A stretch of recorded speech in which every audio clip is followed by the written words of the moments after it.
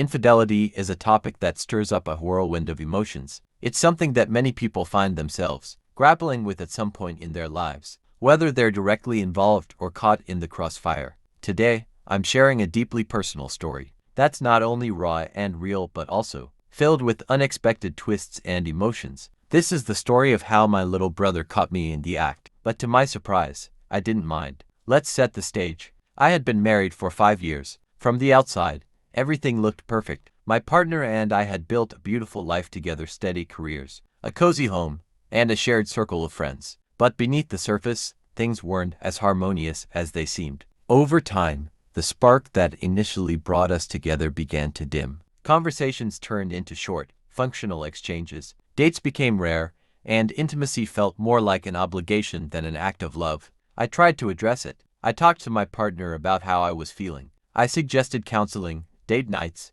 and even planned a romantic getaway. But every effort seemed to hit a wall. My partner wasn't unkind or cruel, just distant. It felt like I was living with a roommate rather than a life partner. That loneliness grew heavier with each passing day, and soon, I found myself craving connection and validation. Enter Sam. Sam was someone I met through work. He was charismatic, funny, and incredibly attentive. He had this way of making you feel like the most important person in the room. At first, our interactions were strictly professional, but over time, harmless jokes turned into more personal conversations. He noticed things about me that my partner hadn't in years: the way I styled my hair, the effort I put into my work, the small quirks that made me, me. It started innocently enough: a coffee after work, a few extra texts here and there, but those interactions quickly became the highlight of my day. I felt seen and appreciated in a way I hadn't in a long time. Deep down, I knew I was treading dangerous waters, but I convinced myself it was harmless.